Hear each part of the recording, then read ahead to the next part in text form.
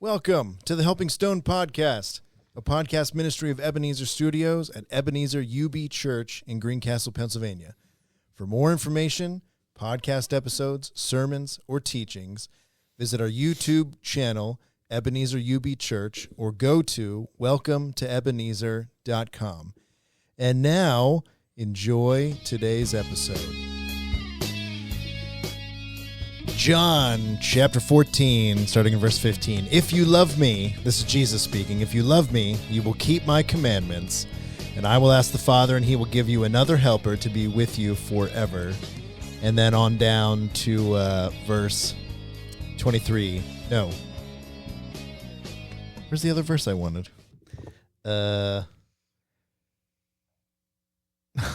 21, maybe? Oh, man. I can't find it now. 21. Whoever has my commandments and keeps them, he it is who loves me, and he will love me and will be loved by my Father, and I will love him and manifest myself to him. And then 23, Jesus answered him, if anyone loves me, he will keep my word. That's what I was looking for. And my Father will love him, and we will come to him and make our home with him. It's even underlined in highlighter, and I was like, wait, I was looking for the word, a different word. Are you colorblind? I am no. Blind to all colors? No. I'm word blind. I was like, where's the word I'm looking for? And it was not the word. Anyway, hey, that's John 14 and some of the verses in there. 15, 16, 21 through 23. Hey, welcome to the Helping Stone podcast, where we take things very seriously. Yes, never make yes, we do. Blah, blah, blah, blah, blah, blah. Heresy. You're a pack of fools. Every last one of you. Oh, this is the show before Thanksgiving, so things are going to get wild. Yes. Gobble, gobble. Anyway. I'm sorry. Yeah. That's the most we've used that board in That any is good. podcast, That's good. I think. Hey, okay, before we get into it, I added another one. Uh-oh. Dishonor. Dishonor on your whole family. Make a note of this. Dishonor on you. Dishonor on your cow. Oh, man. Okay, so welcome to the Helping Stone podcast. We're glad that you're listening in, watching, whatever you happen to be doing. Welcome. If you would like and share the show, this show is sponsored by our family Christmas movie, which is coming December 19th at 6 p.m. Well, doors open at 6 p.m. The movie starts at 7. We will be watching The Best Christmas Pageant Ever, which is a hilarious, just great story and a hilarious movie. Everything is by donation, so it's essentially free. You can give a donation if you would like to cover the cost of the movie. But you get the tickets and a small popcorn, and the concession stand will be open for other things for you to purchase, and it's going to be a great time. December 19th at the Waynesboro Theater. Parking is in the back and along the street, but you'll probably do better parking in the back. That's the only problem with this, is that they don't have like a parking lot. But Yeah. at that point in the day, the parking lot behind should be pretty clear, so there should be lots of space. But family Christmas movie night, December 19th, that's a Friday night. Great opportunity to take the family out for a Christmas movie for super cheapo. Yes. Super inexpensive. All right, so we should probably introduce ourselves. I'm Pastor Josh. I'm Pastor Chip. All right. Like I said, welcome to the Helping Stone podcast. Thanks for listening in and watching. We are going through a little bit of a series in church where we are going through each of the points of our renewed mission statement, and then we are talking about it here on the podcast to just give a little more depth and keep the conversation going. Today, we will be talking about our O in the Helping Stone, which is O stands for obedience. And these verses that I read, I don't know, I wanted to ask you before, and then I forgot when we prayed beforehand, if you had these verses on your very well-organized sheet there. I have John 15. Okay, good. 15 good. through So you didn't have 21. These are some of my favorite verses, quite honestly, especially 14, 15, where he says, if you love me, you will keep my commandments. I think that that's just very straightforward. And, how can you argue with that? For anyone, how could you argue with that? Well, Jesus said it. Exactly. So are you going to argue with Jesus? Exactly. You're not arguing with me. So, well, Chip was the one that preached the sermon here on Sunday. Yes. And Yes, I so was. give me some of your thoughts on not like necessarily how you did, but like just digging into the idea of obedience as a part of our renewed mission statement. There's a lot more there than you can talk about during a sermon. Yeah. There really is. Yeah. And the thing that astonishes me is how the Bible works, because it doesn't just say, if you love me, you will obey me. It's full from front to back of people that either obeyed him Right. or disobeyed him. Right. Right. But it doesn't just tell the context that's in. It also tells the consequences that came around about that. Yeah. You get Jonah, which disobeyed him, and God said, no, you're going to go. And he went, and he did what he was supposed to, but what happened? Jonah was very displeased in God, not in himself. He was displeased in God that God showed grace to the Ninevites. Yeah. He obeyed in a very disobedient kind of way. Yes. So what did he do? He was crying to himself under a tree. Right. Yeah, I love that. God sent a worm to chew the tree down. Apparently, it was the only place of shade in the area. Just when you think you can like get away with stuff, you can get away with even just complaining. Yeah. But no, it shows hope. It shows promise, God's promise, that is. Yeah. And like I said, I don't think there's ever a subject that you can fully cover in one sermon. Right. I don't think you could ever cover everything. In fact, I believe it's in John where it says that if everything that Jesus had did and said was written in the books, there wouldn't be enough room to write it all. There's not enough ink in the world or trees to make paper. So, yeah. But to write it all down. Yeah, it's interesting when you study any subject. Yeah. But I love how the dictionary defines obedience. Right. It says to obey. But that's how it defines many different words. That should be the number one rule in defining. You can't use the word in the definition. I mean, it's doing what you're told to do. That's obedience. Yeah. See, that's much better than who means to obey. Yeah. But no, it's obedience is in all forms of what we do. Yeah. I read Romans 12, 1 and 2 Sunday morning, and that is some of my favorite scripture. Yep. Simply because it tells us that we can't do it. It has to be through the power of God. It tells us why we should make that change. And then, it starts off because of what God's done for us. Yeah. And it ends up, those two verses ends up with, so that we can determine God's will, perfect, pleasing will. Yeah. And, everything in between in them short two verses is about changing the way we think and the way we act, the way we speak, everything we do. But I like how 2 starts off too. It says, do not conform to the patterns of the world or society or what everybody says is okay. Right. You need to be obedient to God. We have to get our authority figures correct. That's right. Of who we're going to be obedient to. Yeah.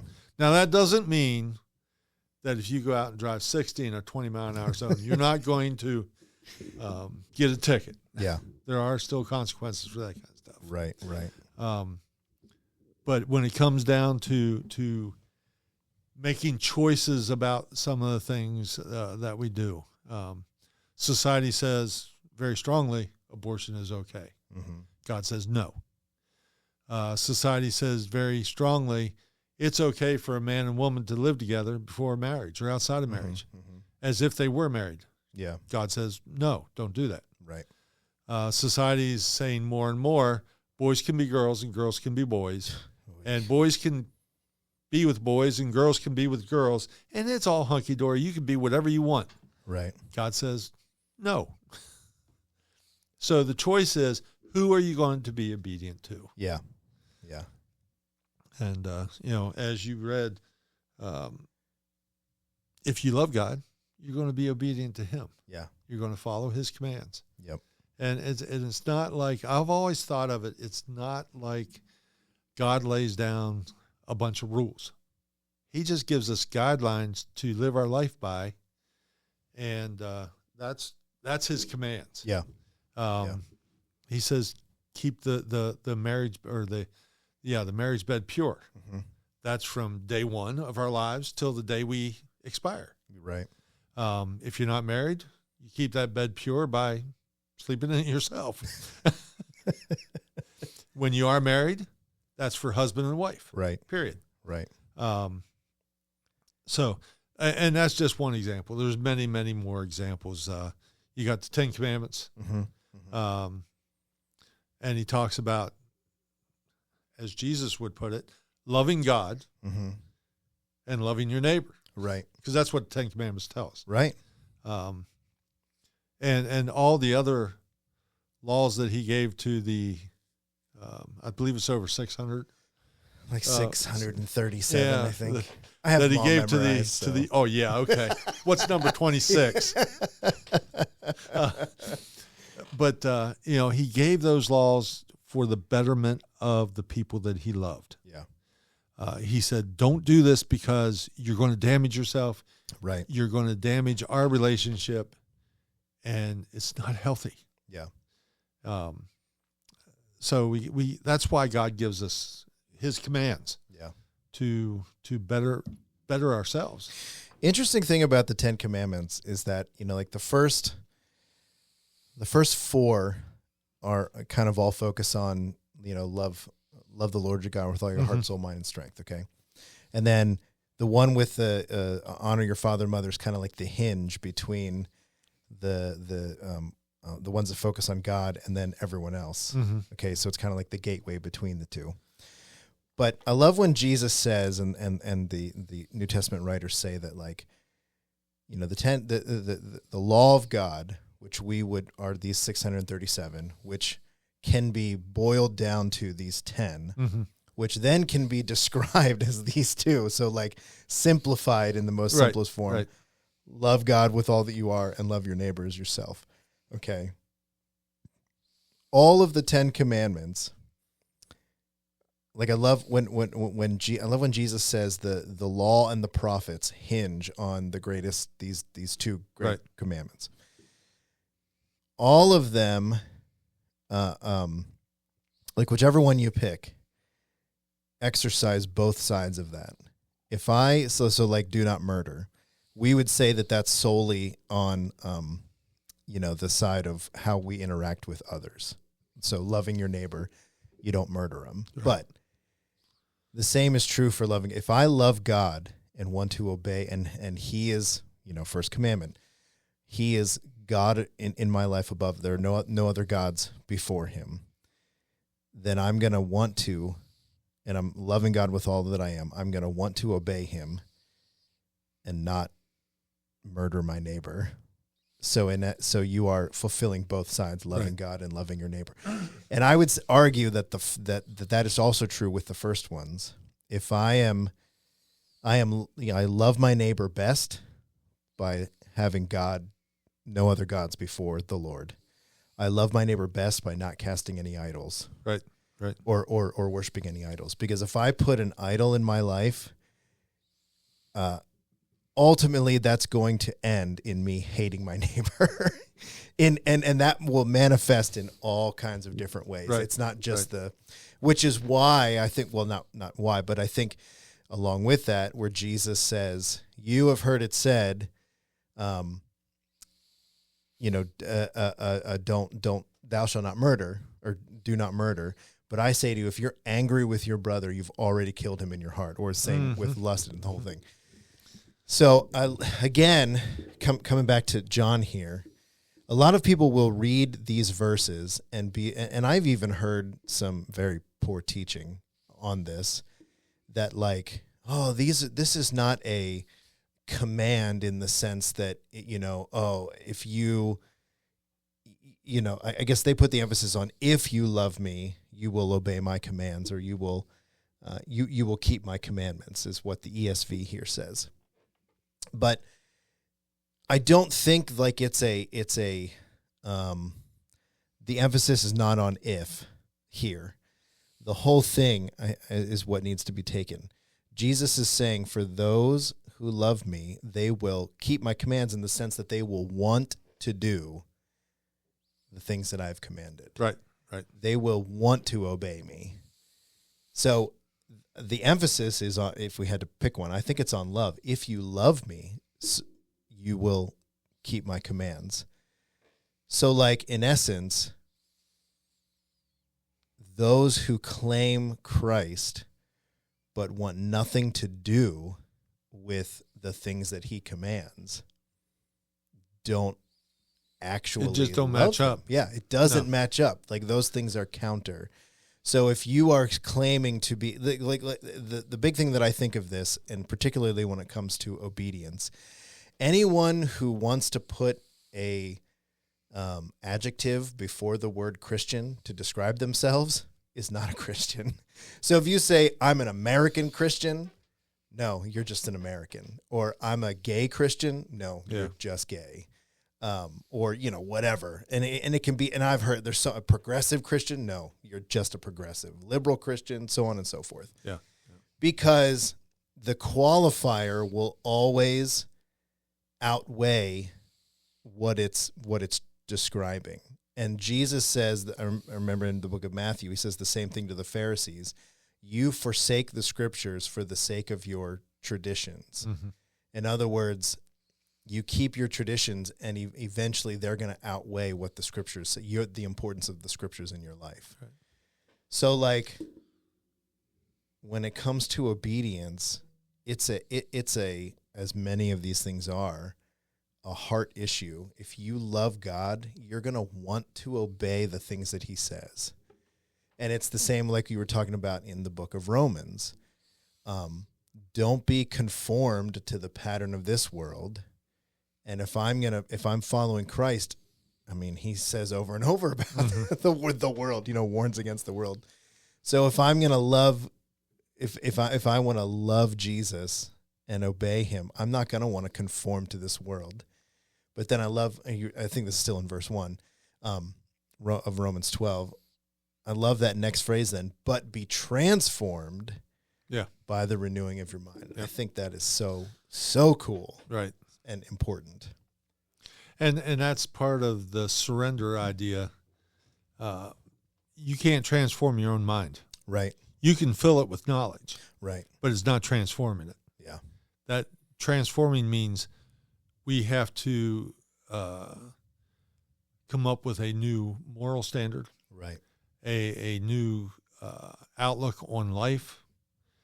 And the new biblical standard for the way we think. Mm-hmm. And that's all holding what we do and what we say up against the Bible standard.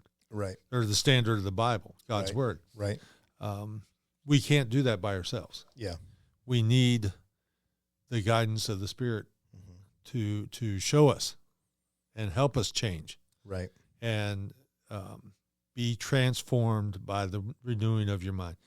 In other words, we are transforming who we are, and that's a process. The transformation isn't just going to happen overnight. Right. Except if your name's Saul. But even him, he kept saying, hey, I'm learning as I'm going. I'm making mistakes. Yeah. I struggle. Yeah. I love how he says, and I can't pinpoint where the scripture is, I do what I do not want to do, and I don't do what that whole thing. You read it. Romans 7. Yep. But yeah, so it don't matter who we are.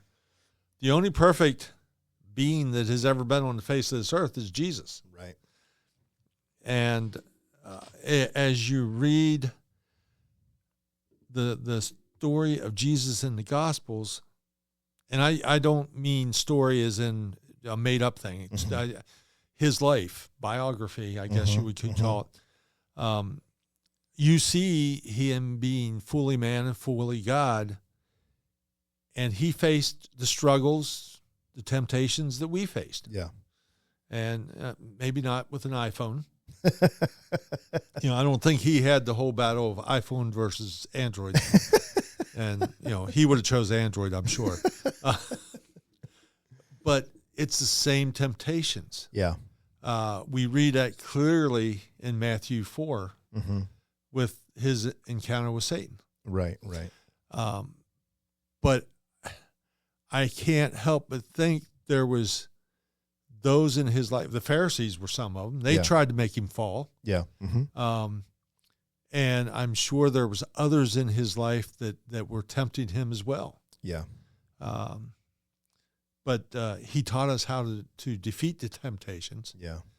By looking at scriptures, using the scriptures as the standard. Right.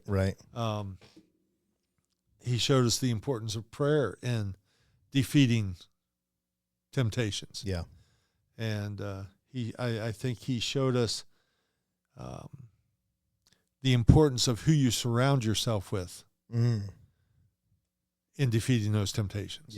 Yeah. So, and that's all, we many people will say, well, Jesus was God, so he would never sin anyhow. I think not. Yeah. I think that somehow that could have happened. Right. I think at any time, and at any time, the God side could have said, I've had enough of this. Yeah. Chip, you're not worth it. I'm leaving. Yeah. And you got to take that seriously, because think about that. Yeah. He said, Chip, you're worth it. Right. He said, Josh, you're worth it. Amen. And that's because he loves us. Yeah. And that's why he says, if you love us, love me. If you love the Father, you will obey my commands. Yeah. And not only that, but, obeying him is, along with him loving us, he's not telling us to obey his commands, because he doesn't want us to enjoy life or anything. I mean, it's quite the opposite. And that's what a lot of people think, like, God just wants to be a giant killjoy. Well, he's the creator of life, and he knows what is the best way to live this life. Right. So he's not saying obey my commands because he's, needs us to or anything. He's telling us to obey his commands for our sake, because that's what's best in life. And he gives us that choice to obey or disobey. Sometimes I wish he wouldn't. Yes. Yeah. But why? Because it's a way for us to show our love to him. Right. He wants us to love him on our own, not to be forced to love him. Right. And he wants us to follow him on our own, not to be forced to follow him. Right. And I see the reward. That ultimate transformation, I believe, is going to be when we leave this earth and enter into the kingdom of God in his presence. Right. Because then it's not going to be, it's not going to feel like I'm forced to do this. Right. But it's just going to be so much awesomeness. Yeah. And you're just going to walk around going, wow, this is great.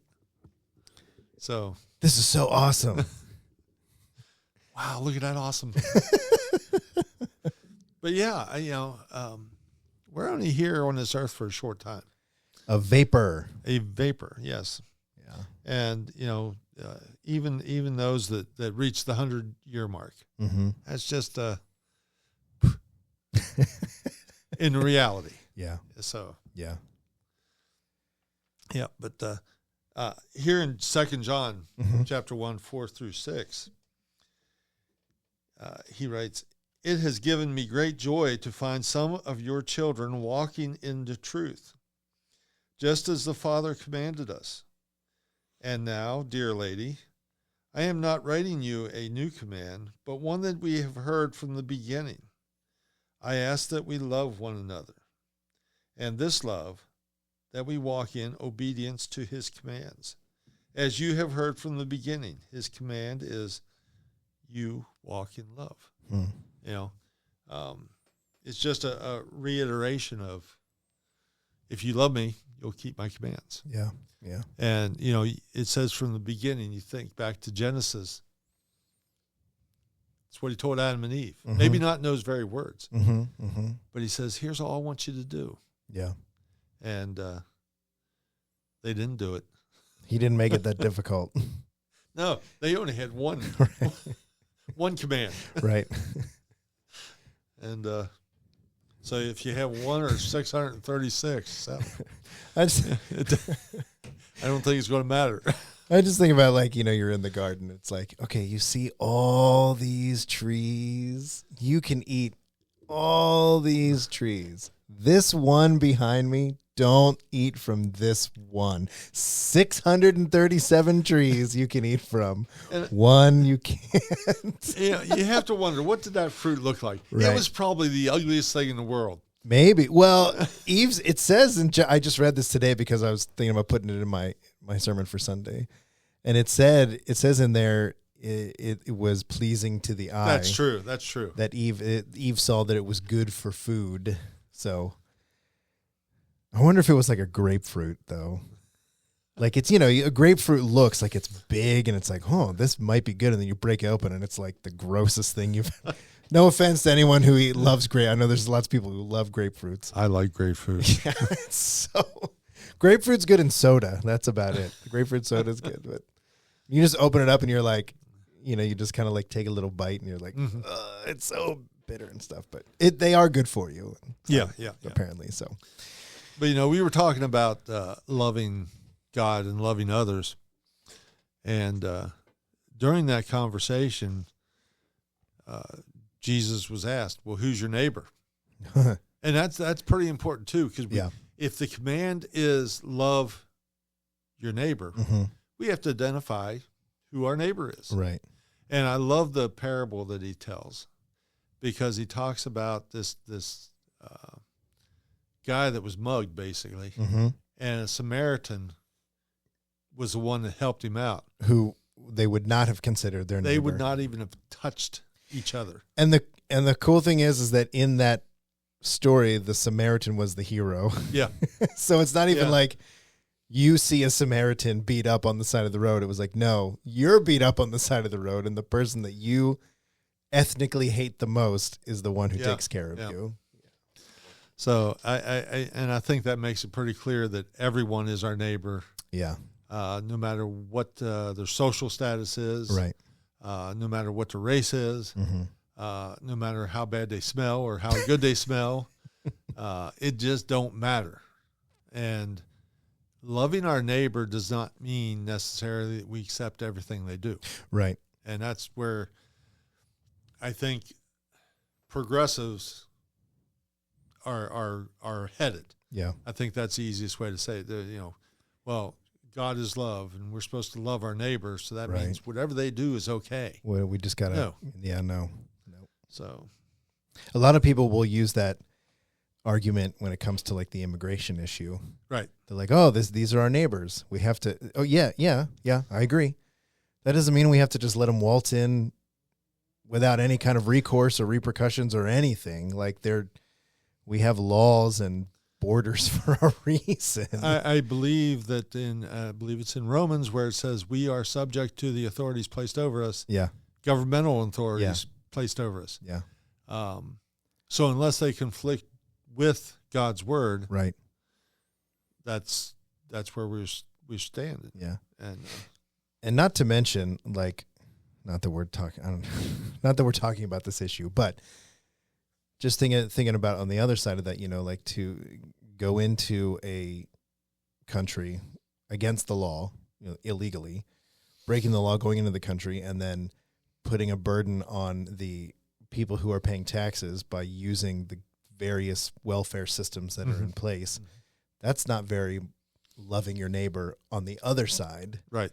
You know, There's a reason that God talks about in the Old Testament, don't move border lines, don't move the marker stones between your property and your neighbor's property. Right. Again, that was loving your neighbor. Right. So, and I know, especially in the Old Testament, it talks about the aliens in your land. But that's a totally different concept than what that is. I mean, it's still said, like, you treat them well. Yes. Like, love them and have respect for them, but it wasn't like, just let them do whatever they want. Right. Right. In fact, God set some laws about those boundaries and the intermixing of the peoples. Absolutely. People groups. And there was good, valid reasons behind that. Yeah. So I think, yes. Obeying God's law is the highest form of loving your neighbor. Absolutely. Absolutely. And yes, we do love, here at Ebenezer, we do love everybody. Yeah, absolutely. We want nothing but the best for people. Yeah. And the best is a loving relationship with Jesus Christ. Yep.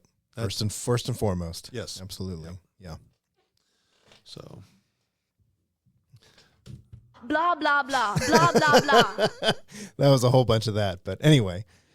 But this whole idea of obedience. And I was going to bring up Moses. Yeah. I like on Sunday. I like how you, I like how you used Josiah. Oh, the king? The king? Just Josiah? Yeah. King. Yeah. Yeah. On in Sunday. That was awesome. That was a great story. But yeah, Moses. What were you going to say about Moses? Well, Moses, you look at Moses' life. Mm-hmm. Started off that he was loved by his mother, but abandoned. Taken into custody by the king's daughter. Mm-hmm. And given back to Mama the nurse. Right. This is a real story here.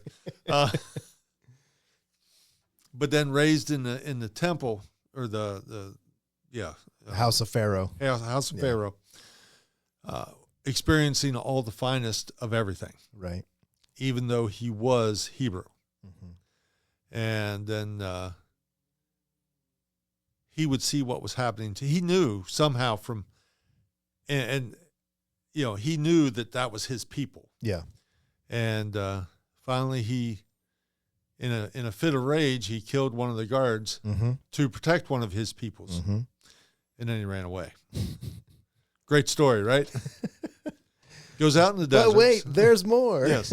Goes out in the deserts, meets a woman by a well, and ends up getting married, becomes a shepherd, finds a bush that's burning. And God talks to him. And the conversation between God and Moses, he wasn't going to be obedient at the beginning. Oh, he tried his hardest. He tried everything. He used every excuse under the sun. It's a great example if you want to argue with God, read Exodus 3 and 4. Yes.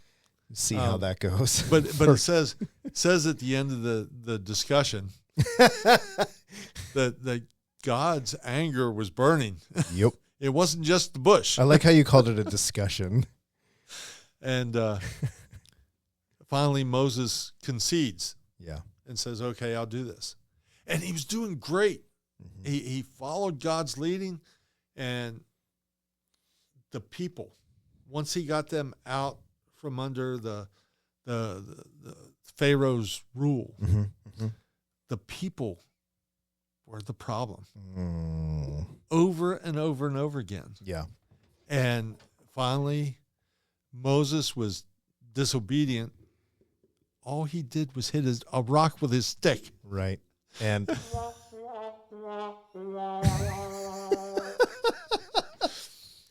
but his disobedience, God said, the consequence is you are not going to enter the promised land. Yeah. The land flowing with milk and honey like you never imagined before. Yeah. And he didn't. I just can't imagine that. Yeah. The life that he led, wandering around the desert for 40 years. And then the final word is no. and that's the way it went. Yeah. And Joshua was the one who took over from Moses. He's the one Yep. that led the Israelites into the promised land. Yep. So disobedience to God does have consequences, and we may not see them Yeah. or understand, or in life today in 2025, if we're disobedient to God, we might just think, oh, that's just life. That's bad luck. Yeah. Oh, no, it's not. That's the consequences for the decisions we've made. Yeah. And disobedience has consequences. And the crazy thing with that story, with Moses' story, is he was God's dude. Like, he Yeah. was God's man. Yeah.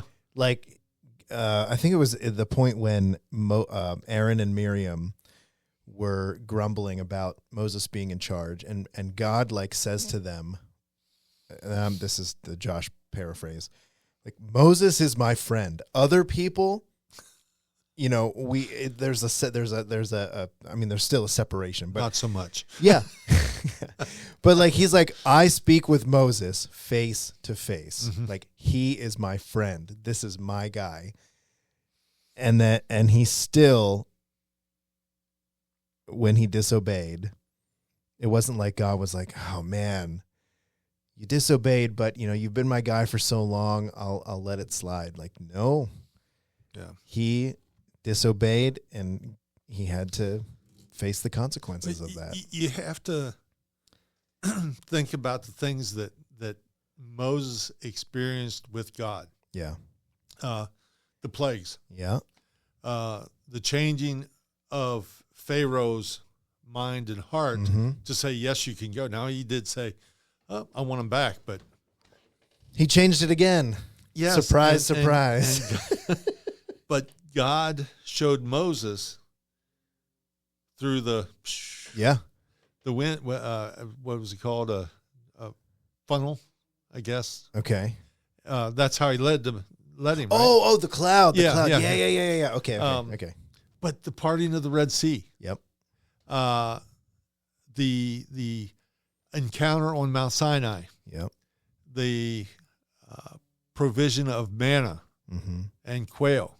That would have been cool. Yeah. And water. Yeah. The first time Right. he hit the rock with a stone or his staff. And everything else that he encountered. What happened that Moses doubted Right. that God would provide that last time? Right. I guess it just goes to show that no matter how firmly we think we're standing, we can always fall. Yeah. And we see it over and over and over again. And you see it in the media about different religious leaders, pastors, whatever title you want to give them, some of them, how they've fallen. Right. And, it's not an uncommon thing. I just saw a thing in the mail or in the media about a pastor that, he killed one of his parishioners. Oh my goodness. I'm thinking, why? He's in jail now. Yeah. I don't remember many of the details. I just saw it and glanced at the article. But it seems like, I don't know, is there a connection with that and power? Maybe. Yeah. So how does a person stay humble as they're serving God? I think of Billy Graham. Mm-hmm. And he stayed, and frankly, Graham too, for that matter. Yeah. And I believe the third and fourth generation are following in footsteps. Yeah. Do you remember a couple of years ago when Mike Pence was the VP, Mm-hmm. and that there was like a whole bunch of criticism that came out because I forget what the circumstances were, but he said, like, when he's traveling, he doesn't travel unless his wife comes.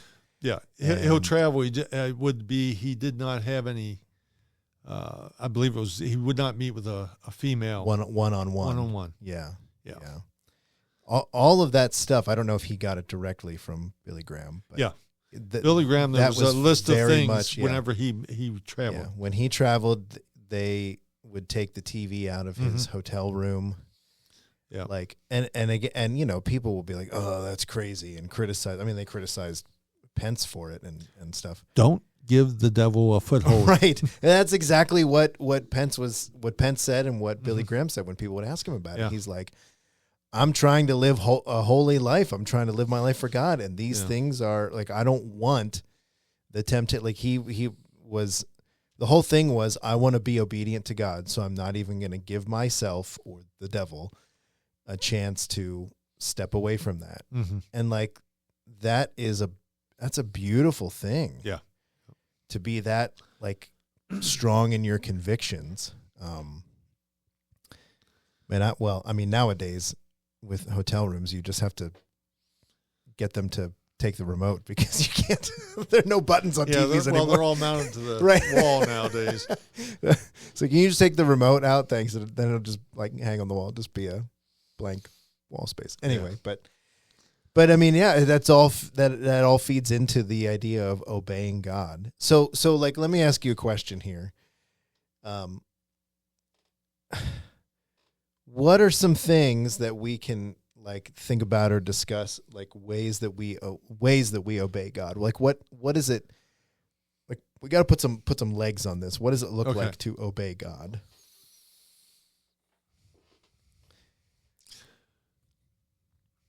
To obey His commands. Yeah. No, you just got to read the commands and do what it says. Right. Jesus told us to go and spread the gospel. Yeah. Share what we're experiencing with others when that opportunity is presented. Now, I firmly believe that God gives us opportunities each and every day. And it could be an opportunity to spend a few minutes talking about that. Yeah. And we have to be ready to talk about it no matter what. Yeah. Our actions, I think I mentioned this on Sunday, our actions alone are not enough. But there is time for action and time for words. Sure. I do believe that. You know, it's just, where was I at? Local grocery store in Chambersburg. And the lady in front of me was frustrating me because she had a 10-cent coupon that did not ring up. Oh, no. Yeah. Oh, no. No, she was going to get that 10 cents off. I saw the coupon. I'll bet. They called the manager over that had to override. And I'm just there. I got a few things here. I just want to get home. Right. And I'm going, oh, man, come on. Yeah. And, you know, I got up there and I was trying to exhibit patience and probably failed at that. But when I got up there, I started talking to the cashier a little bit. And she goes, some people. She goes, but she just did what she thought she had to do. Yeah. And she's told me the story about another person that she had helped while she was checking me out. And that didn't sound good, did it? While she was processing I was the trying not checkout. to react to it. and at the end, she goes, you have a blessed day. Oh. And you know, that changes everything. Yeah. So just simple words sometimes can be an important thing in life. Let me add to this.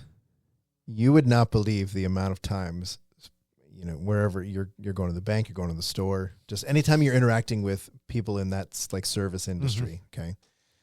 And they're like, they just say automatically, how's your day going? Right? Right. You would be amazed when you stop and say, oh, it's good. How's yours? Like, yeah, they don't hear that often.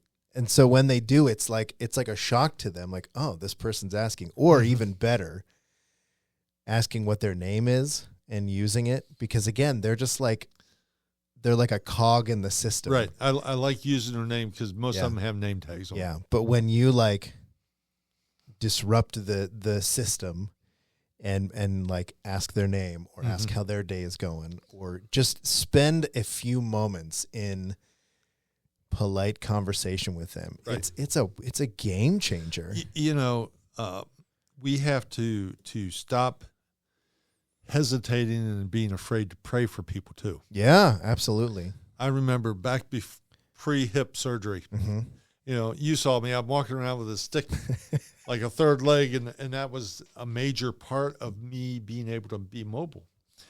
And I was in a store one time, and it was like 2 weeks before my surgery. I remember it.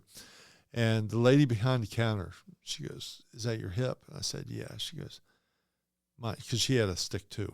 She was the cashier. Okay. And we were having this conversation.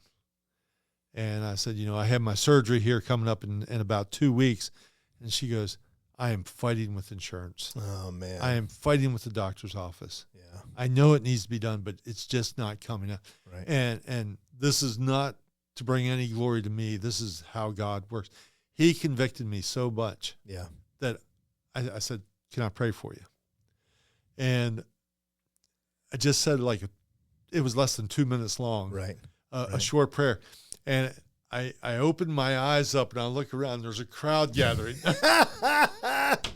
Yo, we're all having a prayer meeting in the middle of the supermarket. There was probably 5 or 6 people that had. That's great. Yeah. Oh, that's awesome. But we have to stop being, I believe we're going to hear this in 2026, being ashamed of what we believe.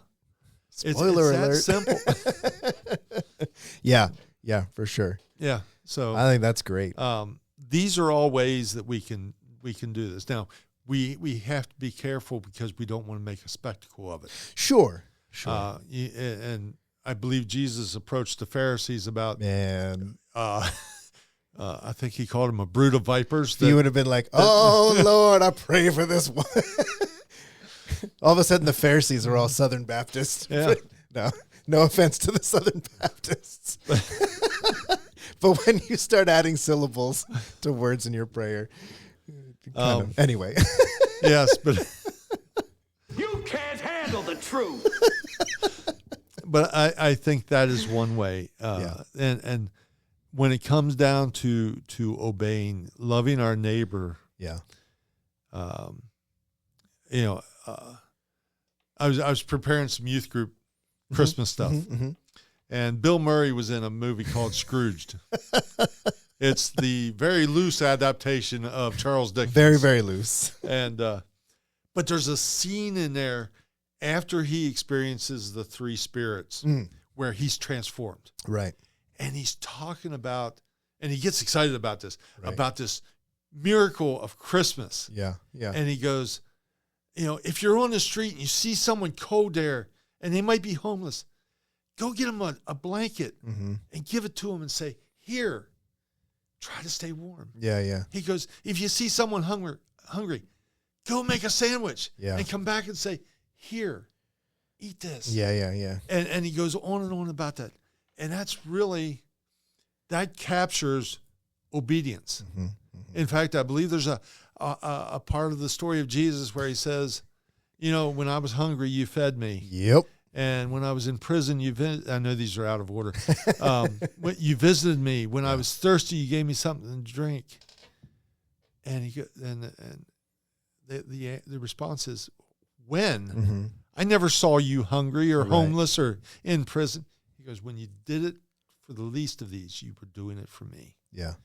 That's obedience. Yeah. Now, I don't know as we can help absolutely everybody we encounter in need. Sure. But I believe part of that transformation from Romans 12 is transforming our minds to know when the Spirit says, "Josh needs a sandwich." Yeah. Or whatever her name is or his name needs a blanket. I believe that that's the case. Now, our church does an incredible job with this. It really does. The clothes we take over to Rescue Mission or down to Laurel Mission. Yep. The food we assistant, collect. Yeah. Yep. It's just amazing. And when there's a need, if they know about it, the church will respond. Right. They're very generous. And I praise God for that.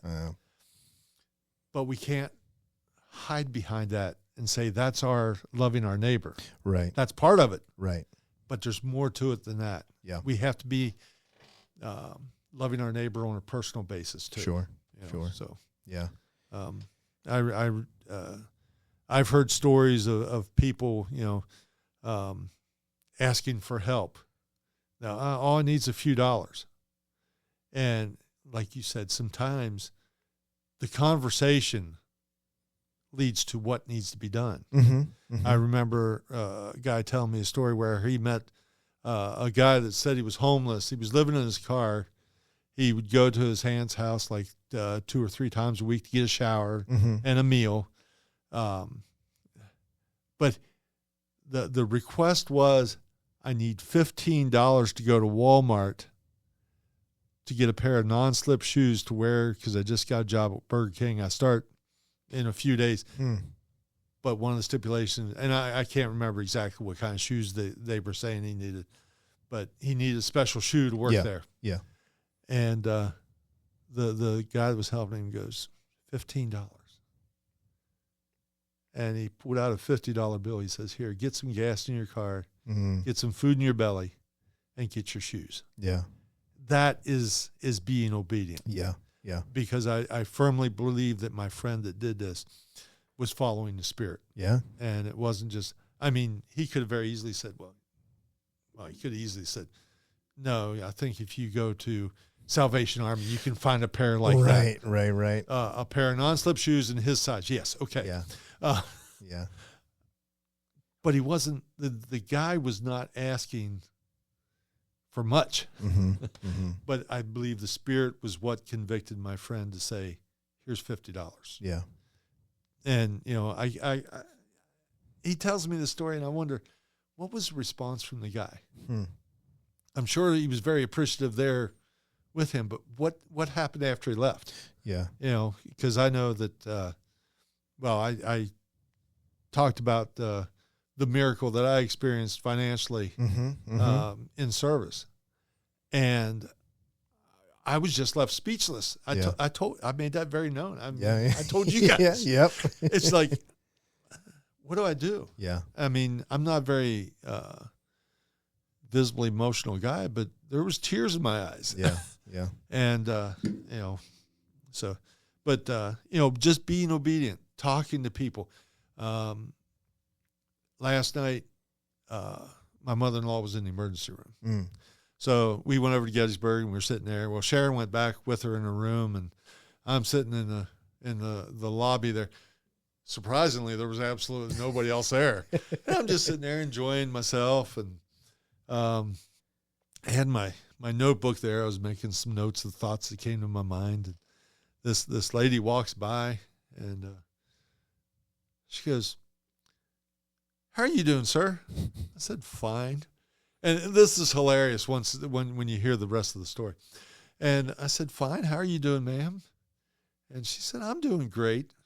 She goes, "Do you have a daughter here?" I said, "No." I said, "I'm here. My mother-in-law's back there, and my wife and her husband's back there." And she goes, "Oh, yes, I was just back there, and I stuck my head in the room, but the doctor was in there, so I left him alone." And I'm thinking, who is this woman? Yeah. And she turns around, and she has a name tag on. She was a chaplain intern. Okay. So we were both, I think, approaching this from the same angle. Right. Right. She was there wanting to know about me as somebody there with somebody, and I was there, talking to her just out. Yeah.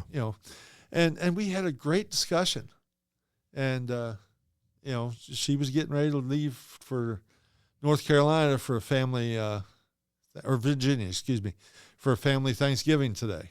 So it was a good conversation, but just a few words. And it doesn't matter who the other person is. Yeah. Whether they're Christian or non-Christian, a few words, that's loving your neighbor, and that's being obedient. Yeah. There's all kinds of other things too. One of the things we struggle with is serving with our time and resources. Time to probably 99.9% of the people is a very valuable asset. Yeah. And giving of time is huge. We could easily keep ourselves occupied with sitting on a couch watching some good quality TV. I don't know about quality. That was sarcastic. My favorite show is the menu, where you click through and try and find something to watch. That's I watch a lot of older shows. Yeah. And we actually watched a movie the other night. I forget what the name of it was, but it was an Amish family that through I'll call it ignorance of some boys, lost their child. Okay. And it was about the struggle that this Amish family had with the prosecution and the loving your neighbor thing. Right.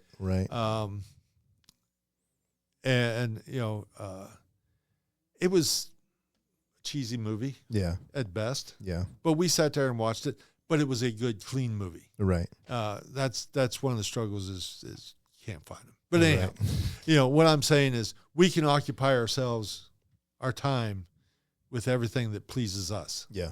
And that's where the sacrifice comes in. Are we going to please us or are we going to please God? Well, that's where the obedience comes in also. Exactly. Yeah. Exactly. Yeah. Obedience definitely takes sacrifice. Yeah. Giving of our resources. We have a gentleman here that has his own lawnmower that comes and mows the lawn almost every time, I believe. Yep. Doesn't ask for anything. Yep. He does that he's giving of his resources. Right. Right. We see that all the time with people that give of their resources. Yeah. We talked about the food and that kind of thing.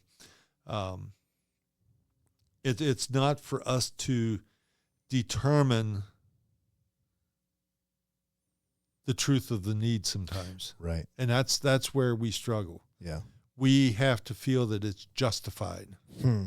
And God puts things in our lives justified in his eyes. Right. And that's all that should matter. Yeah. Just like with our money. That's another biggie. Our money is ours. It just so happens that God owns the cattle on 1,000 hills. But that is something we're told to is give freely of our resources. Yeah. And allow God to lead us in those areas.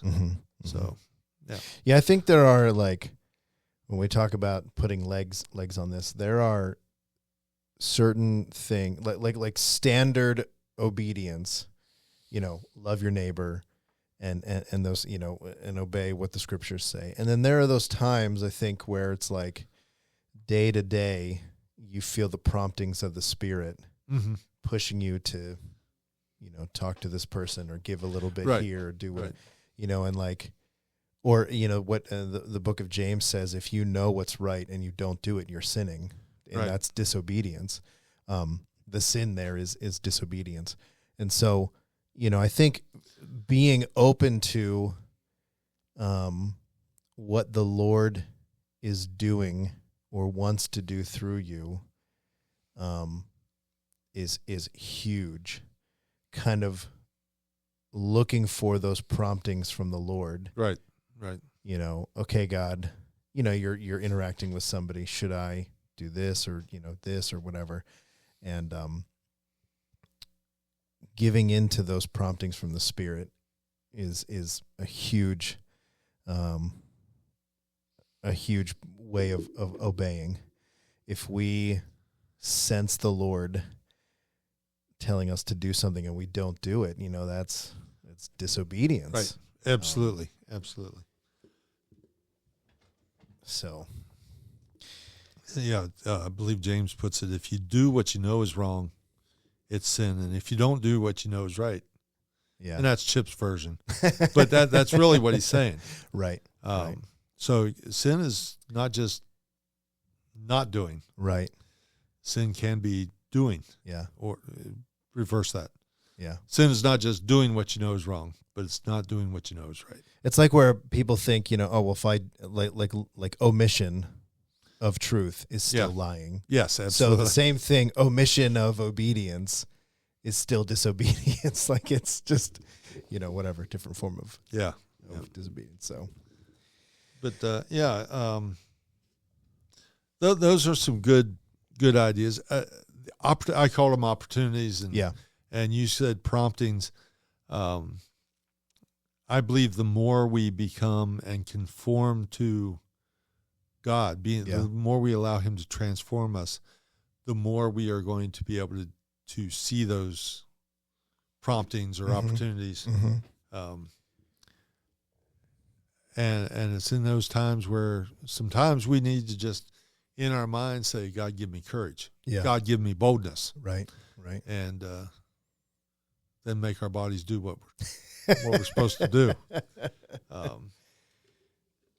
It's easy peasy to walk past somebody like that's sitting there, and we saw it in Mexico.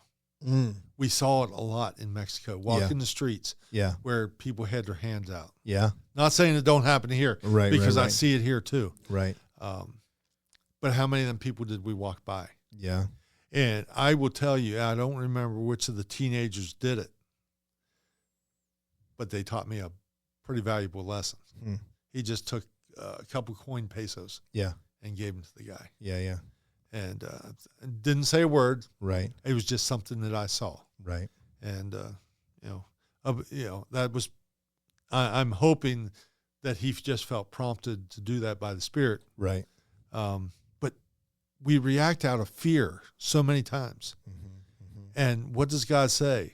Do not fear. Yeah. Okay. God's going to protect us. If He wants me to help somebody, He's going to make sure that I have what I need to do. Right. And He's going to provide me, hopefully, with the protection I need too. Now, man always fools us. Yeah. Because we don't know. But that's part of the sacrifice we have to make. Right. So, I mean, look at John the Baptist. He pretty much followed the prompting of the Spirit, and he lost his head over the deal. Yeah.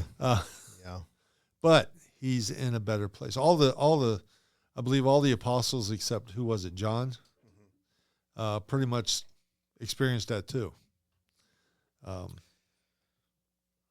They which one was it that was boiled in oil?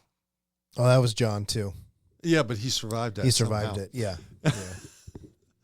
So I can't imagine that one. Yeah. I've had hot oil splash on me before. Like, and just from it splashing on you. And the obedience, like they were obedient unto death. Scripture talks about that too. They were obedient unto death, and the reward that they received for their obedience unto death is without compare. Right. And I think that's how they, how they were able to do that. And so the same mentality on a much lesser scale, because we don't face death per se, applies to us, that when we obey God unto embarrassment, or obey God unto, I don't know, I can't think of anything else, but feeling embarrassed or whatever, there's great reward in that. Obeying God itself is reward, in and of itself. But, there's more that comes from that as well. Right. I mean, we're told that the more we obey, we will be persecuted. Yeah. Now, that persecution, that's a wide range of stuff. And right. Ridicule is part of that persecution. Yeah. Maybe abandonment from people can be part of that persecution. Yeah. So we have to understand that there's more than just persecution. Of course, is beating and death. Yeah. But that's not the only kind of persecution. Right. So we have to keep that in mind.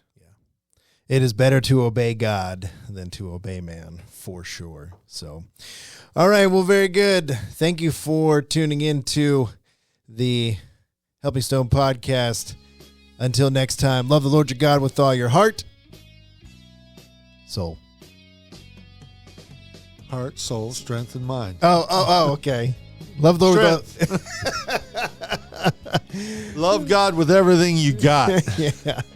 And love your neighbor as yourself. May the grace of Jesus, the love of God, and the fellowship of the Holy Spirit be with you all. Amen. Amen.